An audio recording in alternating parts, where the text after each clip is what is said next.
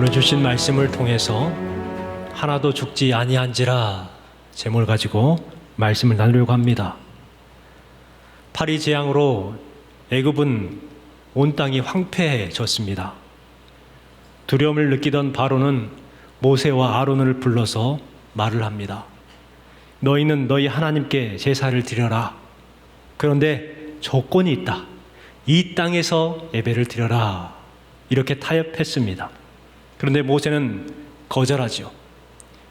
바로가 또 말합니다. 이제 가라. 그런데 또 조건이 있다. 너무 멀리 가지 마라. 이렇게 타협을 합니다. 신앙생활을 적당히 하라는 말이죠. 너무 열심히 하지 말라는 것입니다. 구별하지 말고 그냥 섞여서 살아라 이 말입니다.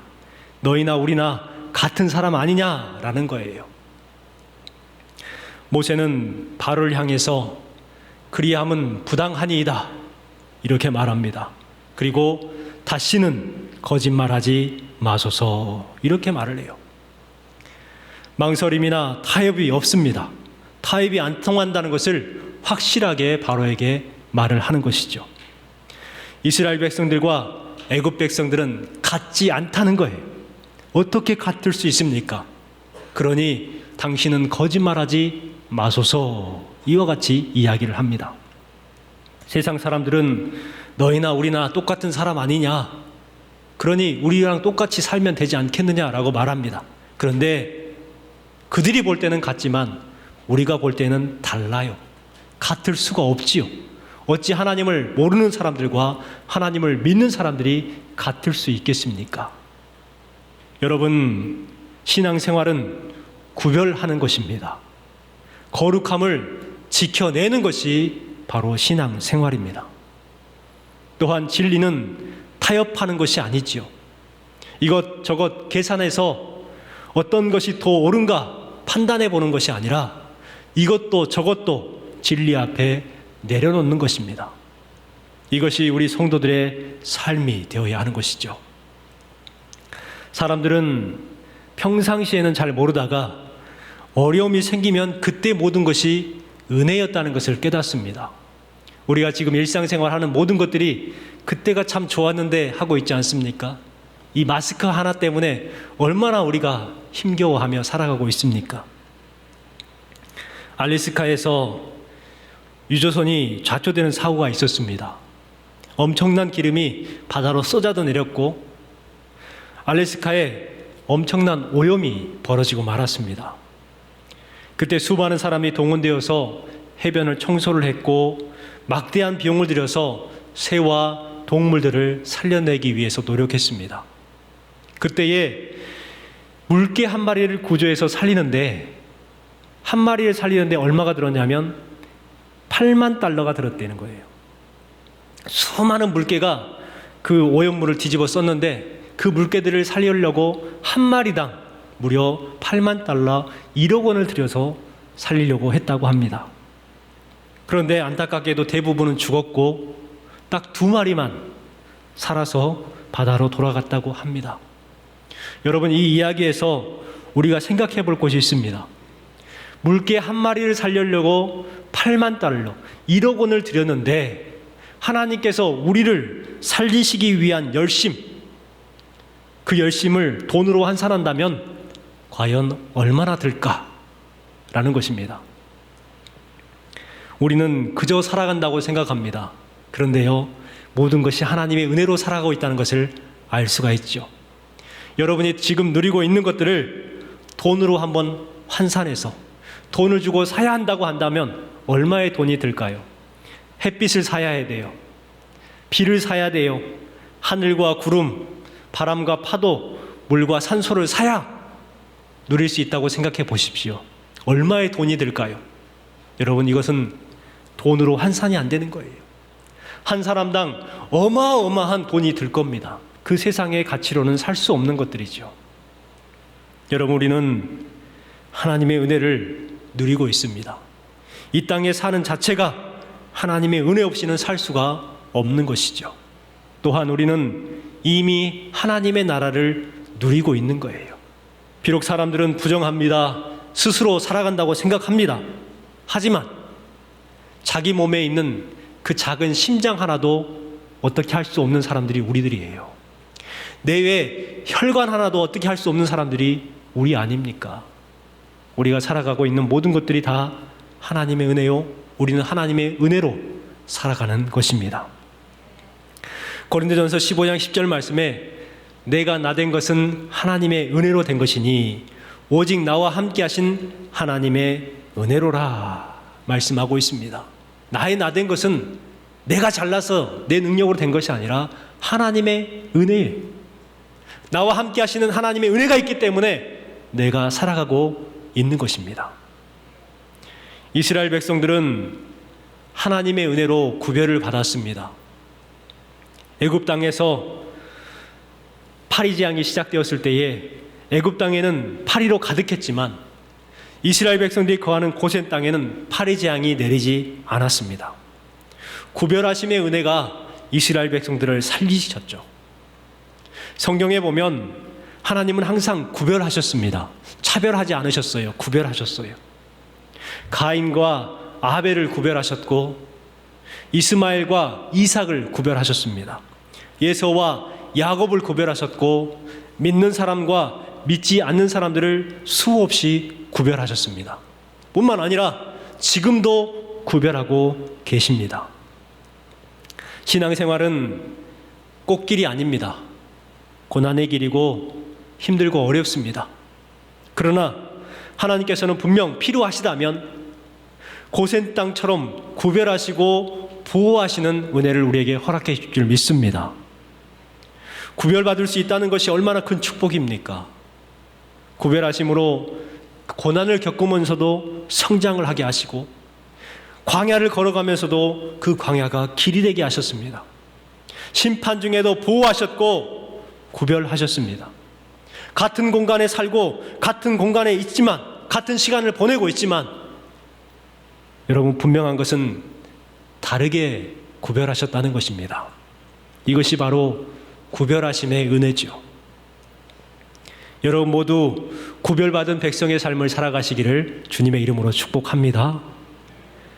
본문은 하나님께서 예굽에 내린 악질 재앙과 독종 재앙에 대한 말씀입니다. 하나님께서 예굽에 있는 가축들에게 악질이 생기는 재앙을 예고하셨지요. 모세를 보내어서 이렇게 될 것이다. 그리고 그 다음 날 악질로 애굽에 온 가축들을 죽게 합니다. 하지만 이스라엘 자손의 소유된 가축들은 구별하셨고 한 마리도 죽지 않게 하셨습니다. 1절 말씀을 같이 한번 읽어보겠습니다. 여호와께서 모세에게 이르시되 바로에게 들어가서 그에게 이르라. 히브리 사람의 하나님 여호와께서 말씀하시기를 내 백성을 보내라. 그들이 나를 섬길 것이니라. 1절 말씀에는 중요한 핵심 두 가지가 있습니다.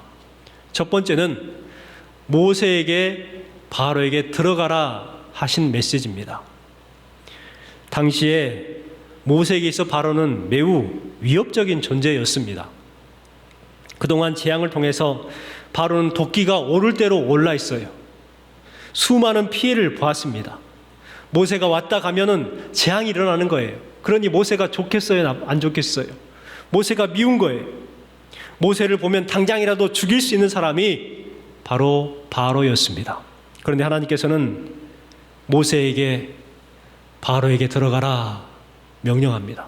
이것은 죽으러 가라는 말과 같은 말이에요. 여러분, 그런데 모세는 어떻게 합니까? 열악한 환경, 재앙 가운데 있고 무슨 일이 생길지 모르는 상황 가운데 있었지만 모세는 하나님의 말씀에 순종합니다.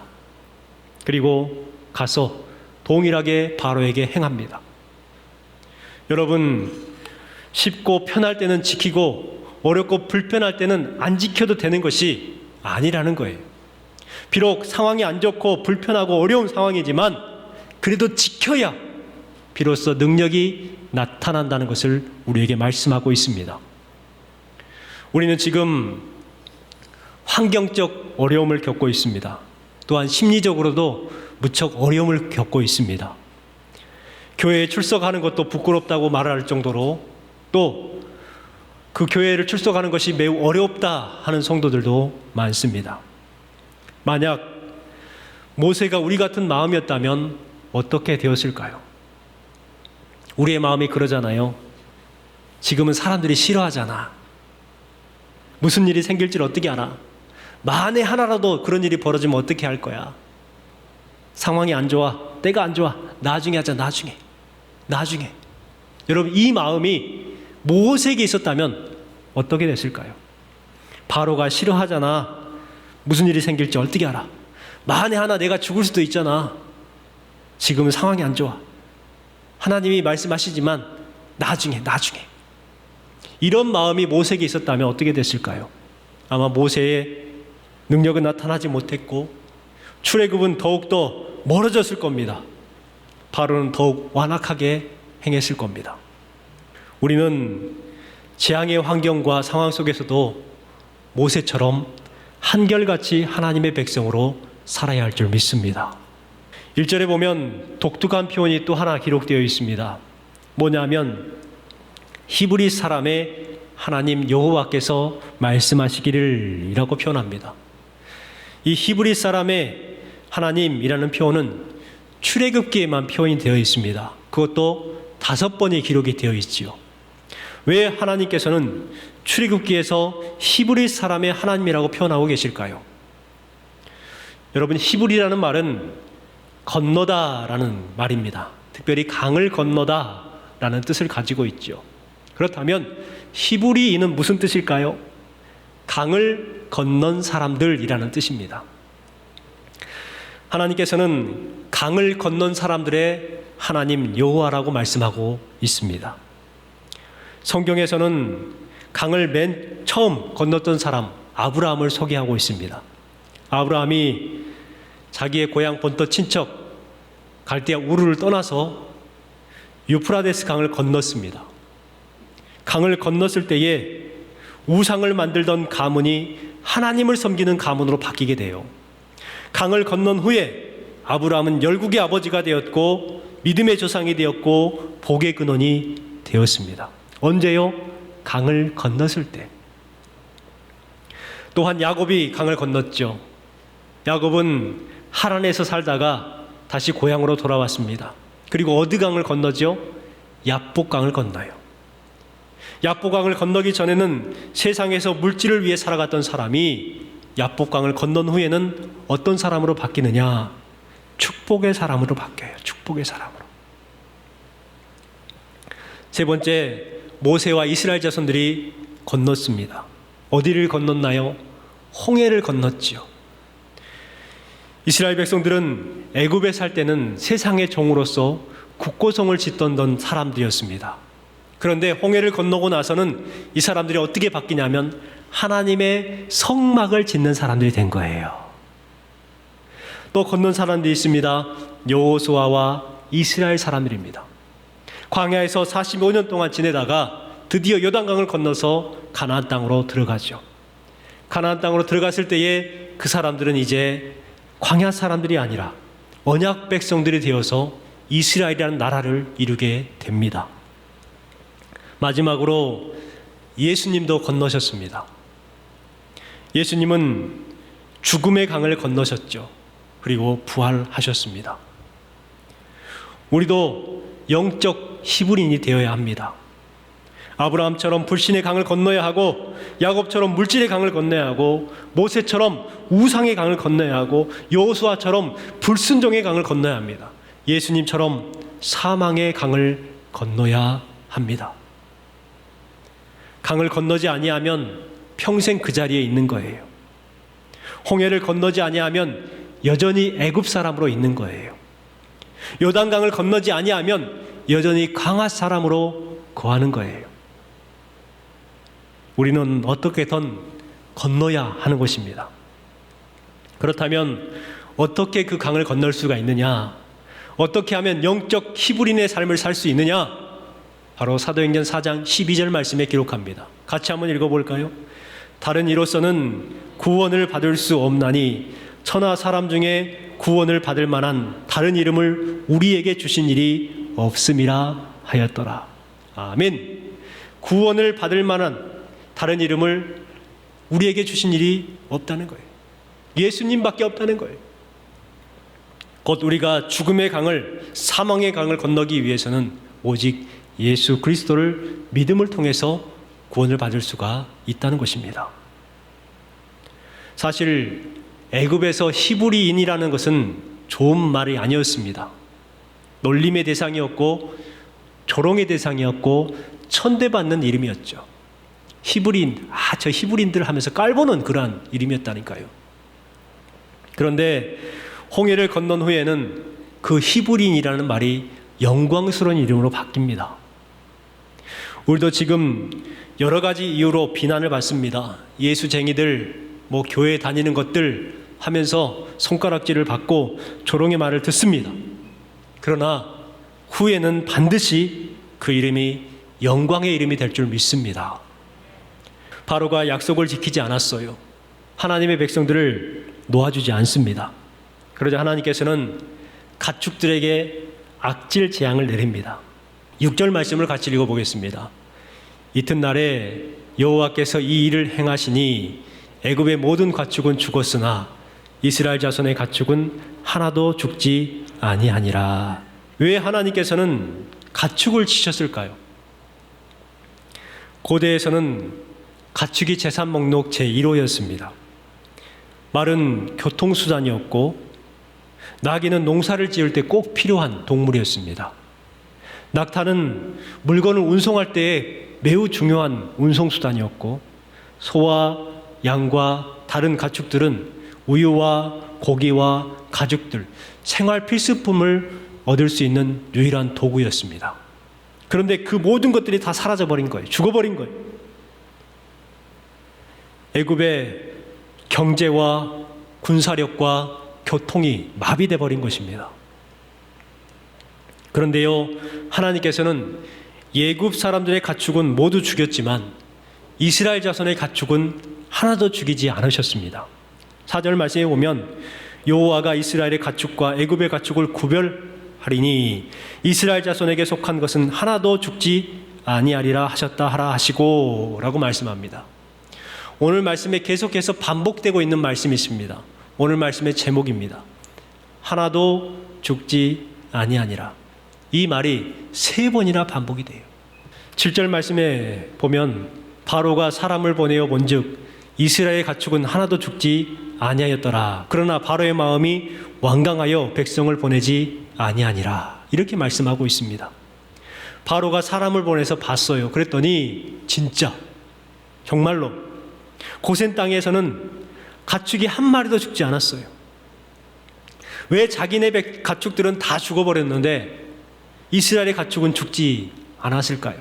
그 많은 가축들 중에 단 한 마리도 죽지 않았다고 말합니다. 한 마리라도 죽을 수 있잖아요. 그런데 죽지 않았어요. 왜 그랬을까요? 그 가축들이 하나님을 알아서 그랬을까요? 가축들은 하나님을 알지 못할 거 아닙니까? 그렇다면 왜 그들이 살게 되었을까요? 바로 그 가축들의 주인들이 하나님을 알았기 때문입니다. 그들의 운명은 그들의 주인의 믿음에 달려 있었던 것입니다. 이스라엘 자손이 구별받았기 때문에 그 모든 소유도 구별을 받은 거예요. 여러분, 예를 들면 똑같은 의자이지만 세상에서 쓰이는 의자와 교회에서 쓰는 의자는 다릅니다. 세상에서 쓰는 의자는 그냥 의자예요. 하지만 교회에서 사용되는 의자는 뭐가 돼요? 구별되기 때문에 성물이 되는 거예요. 마찬가지입니다. 이스라엘 백성들이 하나님을 알기에 하나님을 믿는 백성들이, 그러면 그들의 소유는 모두가 뭐가 되냐면 성물이 되는 거예요. 그래서 하나님께서는 보호하시는 것입니다. 하나님은 하나님의 백성의 모든 것에 관심이 있습니다. 하나님은 우리의 몸만 관심이 있는 것이 아니라 그의 소유와 그의 가정과 그의 모든 재산에 관심이 있는 거예요. 고센 땅이 거룩한 땅이 아니라 이스라엘 백성들이 있었기 때문에 그 땅이 구별받을 수 있었던 거예요. 가축이 특별해서 산 것이 아니라 이스라엘 백성들의 소유였기 때문에 그 또한 구별받을 수가 있었던 것입니다. 여기에서 중요한 하나님의 메시지가 있습니다. 뭐냐 하면 가축, 곧 재물이 많다고 형통한 것이 아니라 하나님이 함께 하셔야 형통하다는 거예요. 형통은 하나님의 손에 달려 있다는 것입니다. 6절에 애굽의 가축이 모두 죽었다라고 했습니다. 그런데 이상합니다. 9절에 보니까 짐승이 나오고 19절에 보면 또한 가축들이 나옵니다. 왜 애굽에 있는 모든 가축들이 죽었다고 말을 했는데 성경의 오류일까요? 어떤 분들은 이것을 가리켜서 성경의 오류다, 앞뒤가 맞지 않다라고 말하시는 분들이 분명히 있습니다. 모두 다 죽었대는데 어디서 생겨났고 나중에 바로가 이스라엘 백성들을 쫓아올 때에 그 병거를 몰고 오는 그것은 무엇인가? 성경의 오류다, 이렇게 이야기하시는 분들이 있습니다. 그런데요, 성경을 잘 읽어보면 헷갈리지 않을 수가 있는데 성경을 대충 읽으면 이래요. 자, 3절 말씀에 그 해답이 있습니다. 3절 말씀에 보면 이렇게 말을 하죠. 여호와의 손이 들에 있는 네 가축 곧 말과 나귀와 낙타와 소와 양에게 더하리니 심한 돌림병이 있을 것이며. 어디에 있는 가축들이 죽었다고 해요? 들에 있는 네 가축이라고 말을 해요. 그러면 애굽 사람들이라 할지라도 애굽 사람 집 안에 있거나 소유 안에 있으면 살았어요. 그런데 당시 애굽 사람들은 가축들을 집 안에 들인 것이 아니라 그냥 들여다 놓고 키웠어요.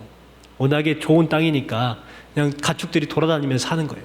그런데 모세와 아론이 바로에게 이야기합니다. 들에 있는 가축들에게 재앙을 내릴 것입니다. 이렇게 말하니까 그 말을 듣고 사람들이 그냥 두면 안 되겠구나 하고 하나님을 두려워해서 가축들을 집 안으로 끌어당겨서 보호를 했으면 살았어요. 그런데 무슨 일이 있겠어 하고 그냥 내버려둔 가축들은 어떻게 됐어요? 들에 있는 모든 가축들은 다 악질에 걸려서 죽게 됐다는 거예요. 바로는 자신의 가축은 모두 죽고 이스라엘 가축은 한 마리도 죽지 않았다는 것을 보고도 여전히 완강했습니다. 그래서 사람들이 죽는 독종 재앙이 내리게 되죠. 이번에는 사람을 향한 재앙이 시작됩니다. 8절 말씀을 같이 읽겠습니다. 너희는 화덕의 채 두 움큼을 가지고 모세와 바로의 목전에서 하늘을 향해 날리라. 하나님은 모세에게 재를 가지고 가서 하늘을 향해 날리라고 말합니다. 하늘을 향해 날리라는 것은 재앙이 인위적으로 생긴 것이 아니라는 것을 알려주기 위함이죠. 이것은 하늘로 비롯된 재앙이라는 것을 알게 하시기 위해서 하신 겁니다. 사람과 짐승에게 그 재들이 붙어서 악성 종기가 생기게 되었어요. 이 재앙은 사람과 짐승에게 생명을 위협하는 재앙이 되었습니다. 독종이라는 것은 히브리어 쉬힌이라는 단어입니다. 이 뜻은 뭐냐면 끓다, 부풀다, 터지다라는 뜻을 가지고 있습니다. 막 뜨거워지는 거예요. 타는 것 같아. 그리고 그것이 터지고 진물이 납니다. 여러분 욥 아시잖아요. 그 욥이 바로 이 독종에 시달렸던 사람입니다. 정말 무서운 병입니다. 그런데 그동안 재앙을 내릴 때는 지팡이를 사용했단 말이에요. 모세가 지팡이를 들어서 행했었는데 이번에는 화덕의 재를 사용했습니다. 왜 그랬을까요? 왜 화덕의 재를 뿌려가지고 행하게 하셨을까요? 이 말씀을 묵상하면서 메아리 법칙이 생각이 났습니다. 여러분 메아리 법칙은 뭐예요? 산에 올라가서 야, 난 네가 미워 하면은 어떻게 됩니까? 메아리 쳐서 돌아와가지고 나한테 그러잖아요. 야, 나는 네가 미워. 그게 싫어가지고 더 큰 소리를 칩니다. 야, 나는 네가 더 미워. 소리를 쳐요. 그러면 어떻게 됩니까? 그것이 다시 메아리 쳐서 나에게 오죠. 야, 나는 네가 더 미워. 소리를 크게 지르면 지를수록 더 크게 다가오는 것이 바로 메아리 법칙입니다. 애굽 사람들은 이스라엘 자손들을 학대했고 괴롭혔습니다. 화덕에서 벽돌을 구워내게 했고, 힘들어서 죽는 이스라엘 자손들은 그 화덕의 땔감으로 사용을 했습니다. 뿐만 아니라 우상에게 제물을 바칠 때도 그 화덕을 이용했습니다. 그 화덕의 채, 어찌 보면 이스라엘 백성들의 한이 맺힌 채죠. 그리고 애굽 백성들의 우상 숭배의 죄입니다. 그것을 통해서 독종 재앙이 퍼지게 됩니다. 여러분, 야고보서 2장 13절에 보면 이렇게 기록합니다. 궁휼을 행하지 아니하는 자에게는 궁휼 없는 심판이 있으리라. 애굽 백성들이 이스라엘 백성들을 학대했기 때문에 그 학대함이 자신들에게 재앙이 되어서 돌아온 거예요. 우리에게도 마찬가지입니다. 궁휼을 행하지 아니하는 자에게는 궁휼 없는 심판이 임한다는 거예요. 우리는 궁휼히 여길 줄 아는 삶을 살아가야 합니다. 여러분, 섬기십시오. 베푸십시오. 바로는 악질과 독종 재앙에도 완악한 마음을 버리지 못했습니다. 7절 말씀에 보면 그러나 바로의 마음이 완강하여 백성을 보내지 아니하니라. 12절 말씀을 보면 그러나 여호와께서 바로의 마음을 완악하게 하셨으므로 그들의 말을 듣지 아니하였으니. 바로가 조금이나마 마음을 돌렸다면 하나님께서는 그 마음을 기뻐하셨을 겁니다. 그런데 아무리 재앙이 내려도 변화되지 못하고 여전히 닫혀있는 그 마음에는 하나님께서는 내버려 두시는 거예요.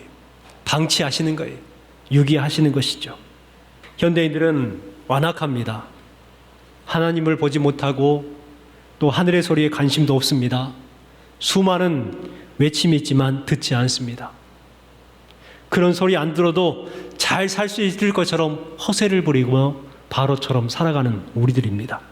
그런데요, 진짜 재앙이 여기에 있어요. 그 허세가 재앙입니다. 여러분, 애굽의 재앙이 뭐예요? 피, 개구리, 이파리, 악질, 독종, 우방, 흑암, 메뚜기, 장자, 죽음. 이게 재앙이 아니에요. 바로의 마음이 완악한 게 재앙이었어요. 우리의 마음이 완악한 게 재앙이라니까요. 현대인들은 자신들이 스스로 살 수 있을 것처럼 허세를 부리며 살아갔죠. 여러분, 우리는 이와 같은 허세를 버려야 합니다. 어느 날 대도시에 대형 트럭이 터널에 끼는 사고가 있었어요. 차가 앞으로도 못 나가고 뒤로도 못 뺍니다. 레카가 와서 아무리 빼려고 했지만 빠지질 않는 거예요. 차들이 막혀서 오도 가도 못하고 있는 상황 가운데에 어떤 한 꼬마가 차를 빼려고 고민하고 있는 아저씨에게 이렇게 말했습니다. 아저씨, 차를 빼낼 방법을 가르쳐 드릴까요? 하고 말하니까 아저씨가 귀찮다는 듯 위험해 하고 내쫓았습니다. 한참 동안을 이렇게 해보고 저렇게 해봐도 안 됐을 때에 그 아이는 다시금 그 아저씨에게 말합니다. 아저씨, 제가 차 빼는 방법을 가르쳐 드릴게요 하니까 이 아저씨가 퉁명스럽게 그래 뭔데? 하고 물었어요. 그러니까 이 아이가 그럽니다. 아저씨, 타이어에 바람을 빼면 돼요. 이렇게 알려준 거예요. 타이어에 바람을 빼면 차고가 낮아지잖아요. 그러면 빠진다는 거예요. 그래서 이 아저씨가 깜짝 놀라가지고 그래, 그 방법이 있었구나 하고 바람을 뺀 거예요.